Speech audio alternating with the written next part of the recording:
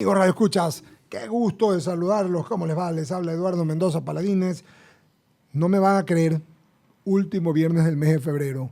Caput, chau, cerrado, se fa el mes. Ramiro me diría que, mi pana Ramiro Cepeda, que yo ensayo para calendario, pero es que me asombra, me enloquece la vertiginosidad del tiempo, por Dios. 23 de febrero, viernes, y como es un mes corto, el próximo 28, que es miércoles, termina el mes. Hemos llegado al 1 a 1, como lo habíamos ofrecido. El día de hoy íbamos a tener a un querido amigo, un hombre que también ha estado en funciones periodísticas, académicas, que también ha hecho algunos temas con quien vamos a hablar. Nos referimos al doctor Roberto Hanse, a quien saludamos esta tarde. Son las 6:02 de la tarde de este 23 de febrero. Saludamos a Roberto Hanse y le preguntamos, a Roberto lo saludamos, para que le expliques, mi querido Roberto, un poco a la ciudadanía, ¿quién es Roberto Hanse? Bueno, muchas gracias.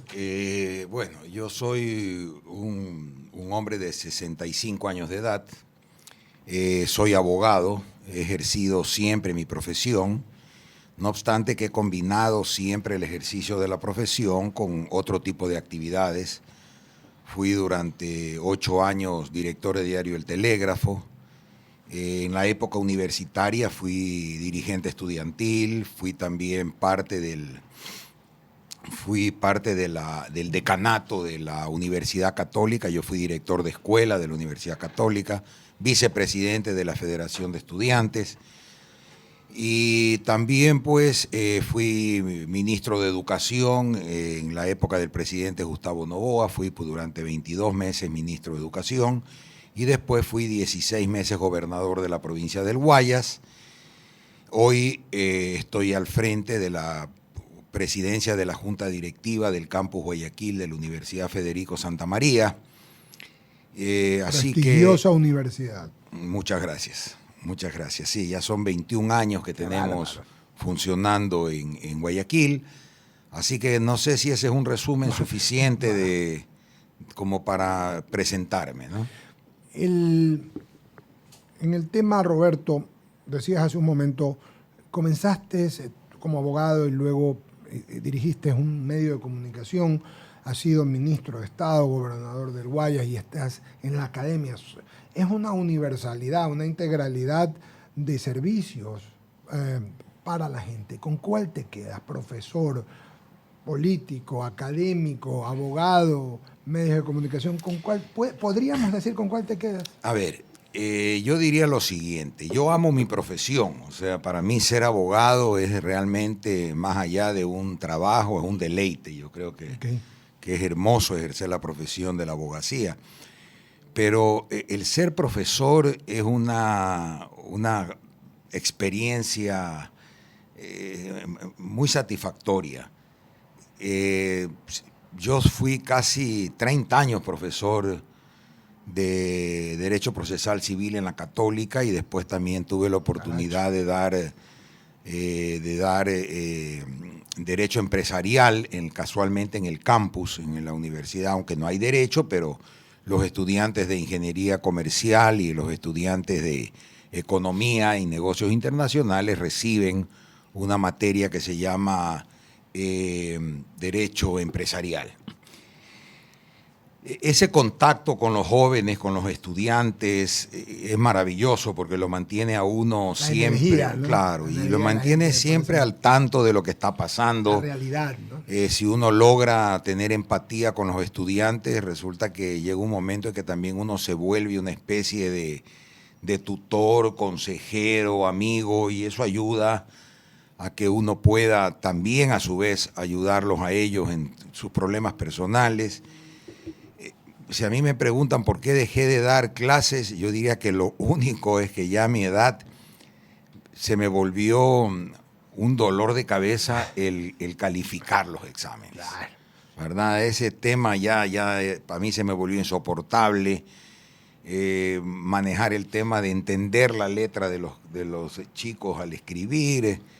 A veces... Parece mentira, un detalle. Sí, ¿Cuántos sí. exámenes tenías que corregir, Roberto No, pues Hansen? dependiendo del curso, pero nunca eran menos de 50, 60 exámenes. Entonces, por otro lado, había que corregir faltas ortográficas. Y entonces, cuando a mí me dijeron que continuara dando clases, pero que yo podía optar por un ayudante de cátedra que él califique exámenes, yo no acepté esa opción, porque yo creo que el único que puede calificar los exámenes de sus estudiantes es el profesor. Yo soy de los que sostiene que yo no puedo calificar a cada estudiante con el mismo criterio. Yo creo que hay estudiantes que son extremadamente capaces y brillantes, a quienes les obligo que me den mucho más y a lo mejor merecen una calificación, y yo los llamaba y les decía, no te voy a poner la calificación que mereces porque tú me puedes dar más. Y en el caso también de otros estudiantes que se esforzaban de una manera impresionante y que necesitaban algún tipo de ayuda y apoyo, y eso solamente lo sabe el profesor. Entonces ya cuando yo vi esa situación, pues después de haber sido casi 30 años profesor, tomé la decisión de retirarme, ¿no? Dura decisión, de verdad. Sí, muy dura. Tiene que haber sido Muy terrible dura. para un académico. Yo tengo un hijo que es abogado, que me ayuda en el programa de la tarde, y él ama la cátedra y se gana muy poco realmente los profesores, no, claro. pero es una vocación realmente. Bueno, ¿no? en mi época, cuando yo era profesor en la Católica, yo cobraba lo que me pagaban a fin de año. No, Yo para ver si llegaba algo. acumulaba para que Muy a fin bueno de eso. año, porque lo que nunca nos interesó a quienes éramos profesores en esa época Eso cuánto es. ganábamos. Lo que nos interesaba era ser La profesores. cátedra. Roberto, veo e infiero que lo que de verdad entonces, de todo lo que hemos hablado, lo que de verdad te gusta es la cátedra, ¿no? Es lo que Sí, más te me gusta. Dices gusta. que también ser abogado te encanta, pero la cátedra. Sí, la cátedra es una cosa especial. ¿Qué pasó en los meses que fuiste ministro? Cuando te tocó estar, después de ser abogado de ejercicios profesionales, de ser ministro de Educación. Pues fuiste ministro de Educación. A ver, la experiencia del Ministerio de Educación para mí, yo no me puedo quejar, creo que es una experiencia que a uno le enseña muchísimo, pero el problema es que el Ministerio de Educación no es realmente un ministerio técnico, no, el Ministerio de Educación es un ministerio político, esencialmente político. Entonces, si a mí me preguntas si yo me arrepiento de haber sido ministro de Educación, te digo, no me arrepiento. Aprendí muchísimo. Okay. Aprendí mucho a tener paciencia y un poco entender al funcionario público. Okay. A veces cuando uno no es funcionario público, uno espera que el funcionario público resuelva todos los problemas, y después uno, cuando está en la función pública, dice, si pudiera resolver el 20% de los problemas que tengo, me daría por satisfecho. Si volvería a ser ministro de Educación, te digo, no volvería. No volvería. No volvería a ser ministro de Educación porque es un ministerio que está hecho para... No solo puede ser casi que... 2 años, Roberto. Sí, claro. Yo estuve 22 meses en el ministerio. Y hay que tener una calidad, unas condiciones especiales para poder estar en ese ministerio. Cuéntame contémosle a los oyentes de I99 que nos están viendo en el canal de YouTube, cuéntame una anécdota que me puedas contar, no sé si agradable o seria, algo del ministerio que podamos compartir con los oyentes en este 1-1 aquí en I99. Bueno, hay muchas cosas, ¿no? Por ejemplo, para mí una cosa de gran recordación es cuando en el programa que nosotros teníamos de las redes amigas, Ya. que yo lamento mucho que ese programa se haya desarticulado, que era un programa financiado por el BID. Ya. Las redes amigas era un sistema, yo creo en la educación unidocente, Okay. Yo creo en la educación unidocente. Yo veo que mucha gente critica la educación unidocente y yo simplemente digo, en el mundo entero, no hay país del mundo desarrollado que no tenga educación unidocente. En lugares donde tenemos un total de 30 chicos en un páramo, y de esos 30 chicos, 4 deben estar en primer grado, 2 deben estar... No hay otra fórmula que no sea la educación unidocente. Si la educación unidocente se la maneja adecuadamente, yo creo que es una muy buena alternativa. Y en eso, aparte de que el BID financiaba ese programa, yo tuve una gran ayuda de la UNICEF. Ok, qué maravilla. Y la UNICEF tiene un sistema de organización de las escuelas unidocentes que para mí es maravilloso, porque ellos lo que hacen es organizar, te ayudan a organizar las aulas, porque es una sola aula. Ya. Y en cada esquina del aula se ubica uno de los cursos, ¿verdad? Qué belleza. Se ubican por colores, con sus propias bibliotecas, y un solo profesor es el que coordina, tutela. Ahí van saliendo los líderes. De cada grupo, esos chicos, sale un líder que es el que ayuda a sus amigos, a sus compañeros. El profesor está con ellos. Nosotros promovimos la construcción de habitaciones elementales al lado de la escuela unidocente. En eso hubo una muy buena participación de parte de, y así debo reconocerlo, yo siempre lo he dicho, de Juan José Casteló, con el fondo de profesores. Sí, con el fondo de los que maestros. Que eso pues impulsábamos ese tipo de cosas. Y entonces, sin embargo, tuve oposición de parte de la dirigencia de la UNE, Ya. porque ellos eran contrarios al tema de la unidocencia. Y aunque parezca mentira, las redes amigas se desarrollaron en el sector indígena. Qué bárbaro, ¿Ya? qué cosa más Y a mí me llamó mucho la atención porque yo recibí en esa, no sé si ahora todavía funciona de la misma manera, pero en esa época había una dirección de la educación intercultural bilingüe. Y yo recuerdo que en una reunión con el sector indígena, ellos me dijeron, vea ministro, no se complique la vida, haga las redes con nosotros. ¿Ya? Y creo que nosotros logramos establecer un total de 120 redes amigas. Y yo diría que seguramente el 70 u 80% de esas redes se establecieron en el sector indígena. Qué interesante. Esa es una anécdota muy interesante. ¿No? Además, la avidez de ellos de aprender, de estar. Claro, eso, y como ellos son mucho más comunitarios, sí, y la idea de la red señor. amiga es que las escuelas unidocentes claro. que están cerca, lo que hacían era, la idea de la red era que esas escuelas unidocentes se reúnan una vez cada 15 días en una de esas escuelas y cada profesor comente al resto de los profesores sus experiencias, vean cómo se pueden ayudar entre ellos.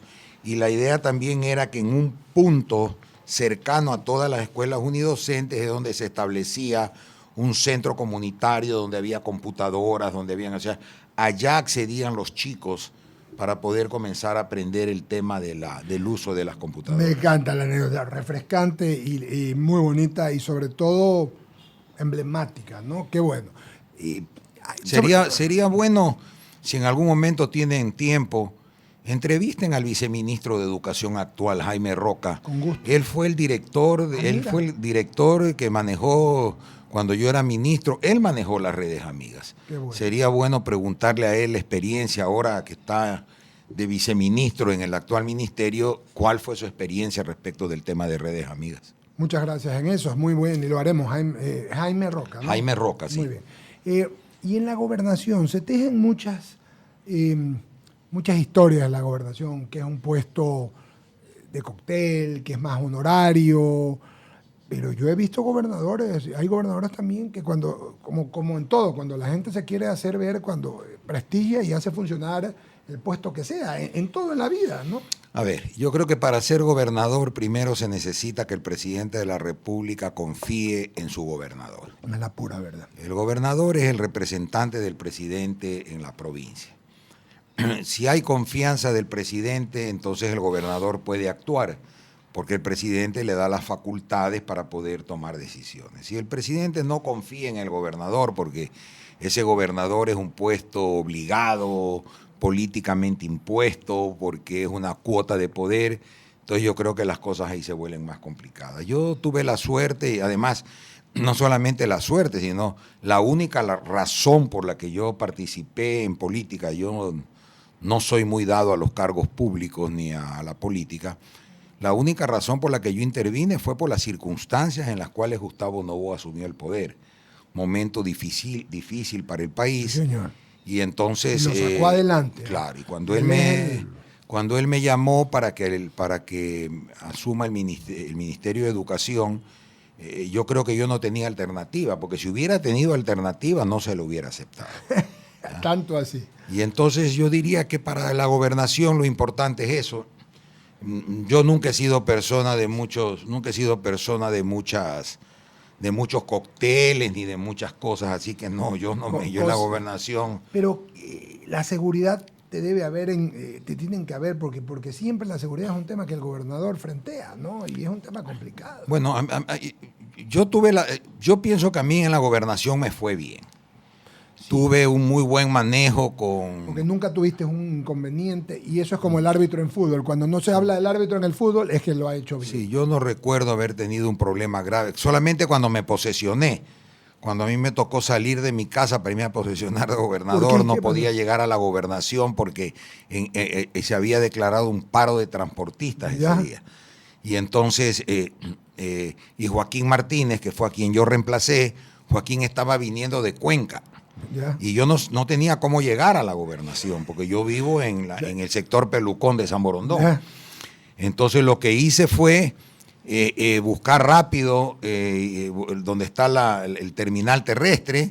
Busqué un patrullero de la Comisión de Tránsito, le dije, mire, soy Roberto Hanses, soy el nuevo gobernador.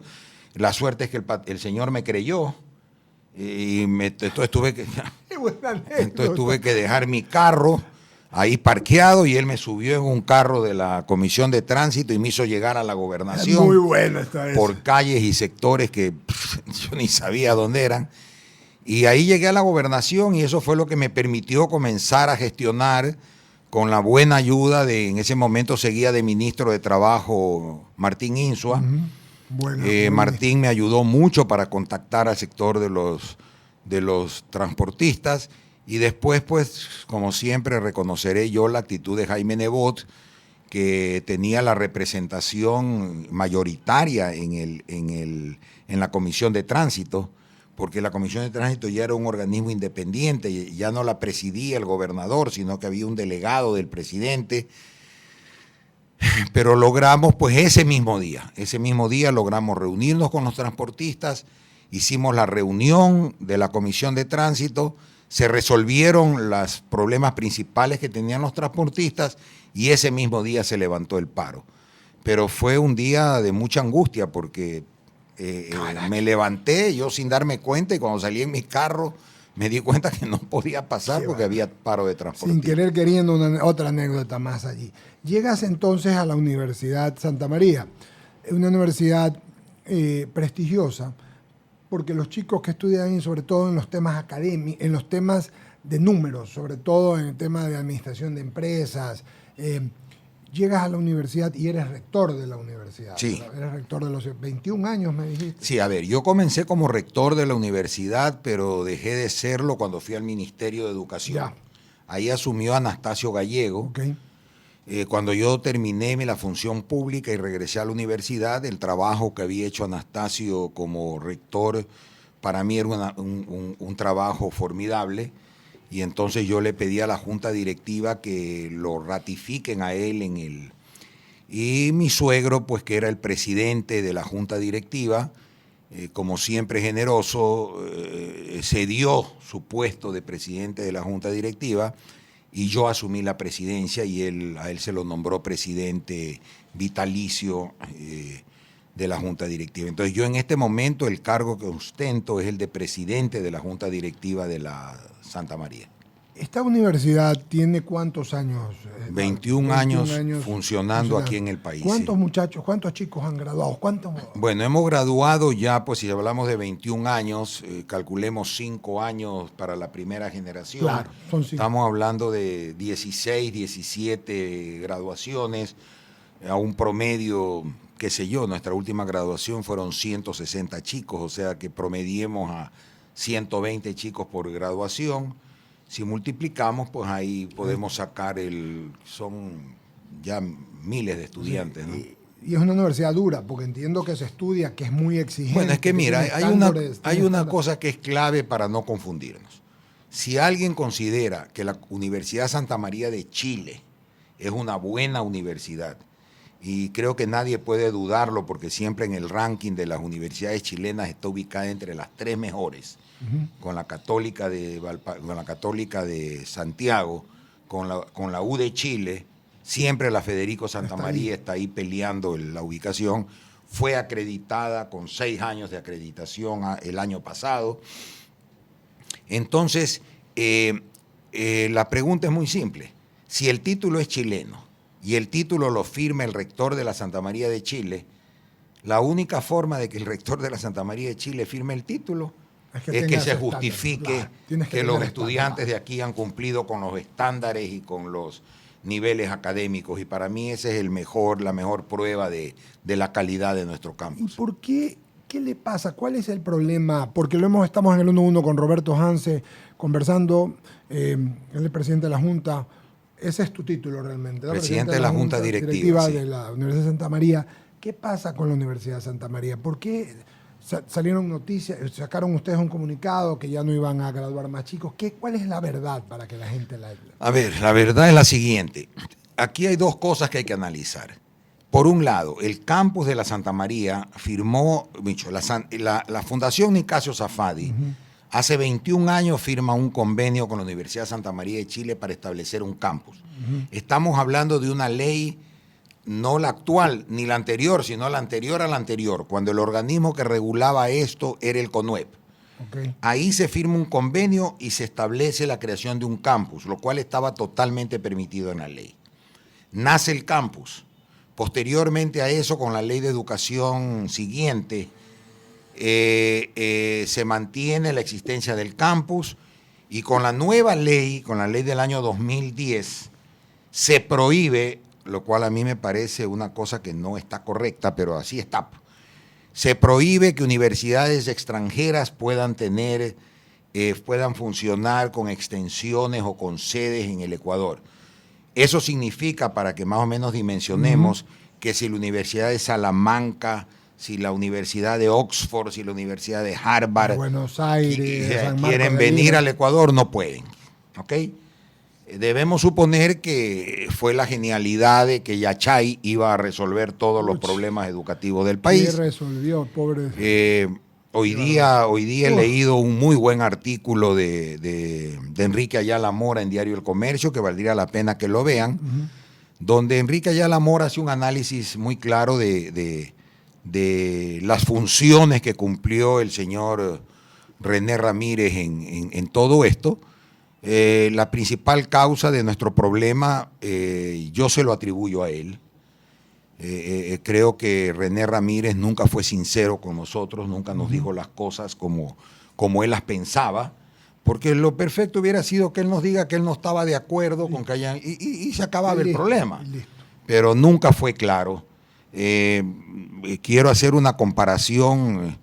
Ayer hemos estado reunidos con Augusto Barrera y con la presidenta del Consejo de Educación Superior, Catalina Vélez, y qué diferencia el diálogo, ¿no? O sea, yo no sé el resultado que vamos a tener al final, pero qué diferencia el diálogo con Augusto Barrera y con la doctora Catalina Vélez a los diálogos que manteníamos con el CES anterior.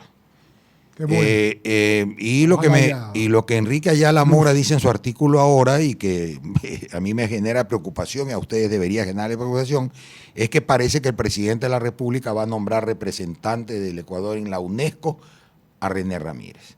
A mí me parece que ese es un premio exagerado. René Ramírez no tiene grata recordación para nadie. Penosamente, porque esto no es un tema personal, sus funciones, no sabemos, no han sido las mejores. Entonces, y no hay buena opinión de él en el Ecuador. Ok, entonces, el campus ya siguió funcionando porque estaba vigente el convenio, no podía haber retroactividad de la ley. Llegamos al punto en que ya el convenio se vence en el año 2020. Eso significa que nosotros ya no podríamos renovar ese convenio si la ley se mantiene como está. Y no veo 2020. Que en eso, hasta el 2020, no veo que en eso vaya a haber mayor cambio en la ley. A lo mejor estoy equivocado en la reforma que se está proyectando. Entonces, lo correcto es que si estamos ya a mediados caminando el año 2018, sí, pues ya estamos casi en el trimestre. Abrir una nueva corte como campus no se justifica, porque sería tal vez una especie hasta de engaño para los estudiantes. Claro. Entonces, y nosotros, como ya habíamos planteado la creación de la Universidad del Río, que sería una universidad ecuatoriana con 2 patrocinadores, ¿verdad? Con dos promotores, Ya. la Santa María de Chile y la Fundación Nicasio Safadi, que somos los dos que hicimos nacer el campus en Guayaquil. Cuando eso ya había, ese proyecto de la creación de la universidad avanzó un año 3 meses, cumplió con todos los requisitos, sacó el informe favorable de Semplade, sacó el informe favorable del CES, del CEACES, regresó al CES para que ya vaya a la asamblea para que dicte la ley. Nos encontramos que en la ley de ingenios, ¿ya?, lo cual es inconstitucional, es prohibido por la Constitución la existencia de las leyes troles. Ya no se puede en una ley de una materia reformar leyes de otra materia. Sin embargo, eso se hizo con la denuncia que está por escrito. Es cuestión de ir a las actas de la Asamblea Nacional y está la denuncia que hace el diputado Fernando Torres, donde dice, este artículo, porque ahí se incluye una reforma al artículo 161 de la Ley de Educación Superior, y ahí el diputado Fernando Torres le dice, esto no es un tema ideológico, este es un tema de una venganza del señor René Ramírez contra algunos rectores de universidades privadas. Qué bárbaro. Y pide que no se acepte esa reforma. Sin embargo, se aprobó el Código de Ingenios, se aprobó la reforma al artículo 161, artículo que llega, que yo también creo que no es ni para mí es un artículo estúpido. Ya. Porque el artículo lo que dice es que los promotores de una universidad, cuando nazca la nueva universidad, no pueden celebrar ningún tipo de acto, contrato, operación con la universidad que nace. Entonces la pregunta nuestra es, pero entonces nace la Universidad del Río, si el componente académico lo tiene que poner la Santa María y la Fundación el componente económico, ¿cómo hace la Santa María para firmar un convenio para llevar adelante programas si la ley no se lo permite? ¿Y cómo hace la fundación para entregarle inclusive dinero en donación? Si la fundación quisiera donarle dinero a la universidad, eso está prohibido en la ley. Entonces, eso ocasiona, absurdo, ¿no? Es que eso fue hecho con dedicatoria. Ayer yo le decía a Augusto Barrera y a la doctora Vélez, les decía, la única universidad que podría tener promotores es la del Río, porque todas las demás universidades nacieron con fundadores, no con promotores. Entonces está clarísimo que eso fue con dedicatoria contra la Universidad del Río. Con el dedo. ¿Ah? Entonces, el tema ahora que tenemos nosotros es que obviamente Chile dice, es obvio que el Ecuador no quiere que estemos en el Ecuador. Claro. Cada día nos encontramos con una dificultad distinta. ¿Qué sacamos nosotros promoviendo la creación de una universidad con la que no vamos a poder celebrar ningún tipo de acto contrato? Y nosotros como fundación decimos lo mismo.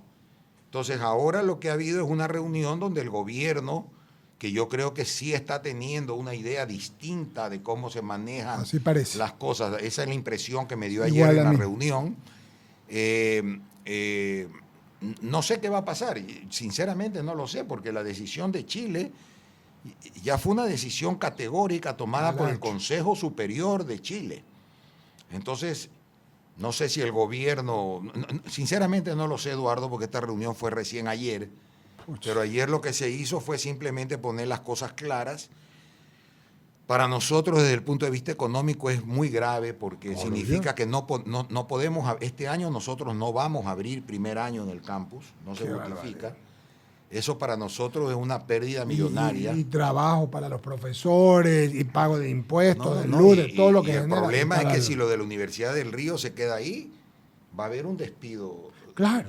Por eso dije, lo primerito es desempleo, el trabajo de los profesores. Es increíble la administración, qué cosa. Entonces, pero bueno, la reunión de ayer nos deja la esperanza de que pueda suceder algo. Yo no sé qué es lo que pueda suceder.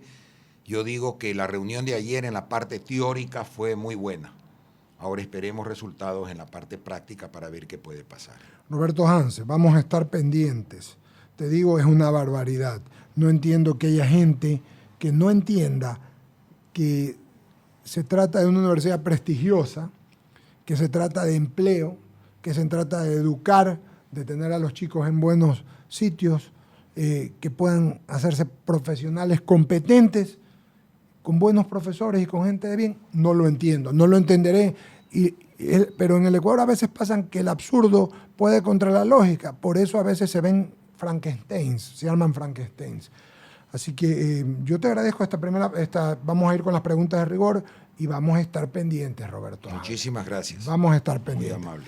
Dame el nombre de un presidente ecuatoriano, vivo o muerto, que tú digas que es el presidente. Gustavo Noboa. Dame el nombre de un alcalde de Guayaquil, que tú digas que es el alcalde. Jaime Nebot. Defíneme el éxito.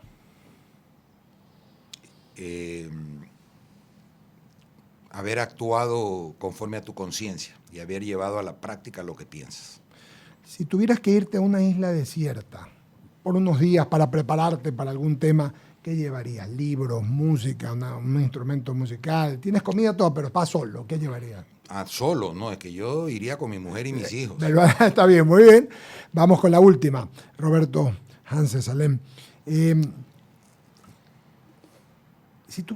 Son dos, perdón, la una.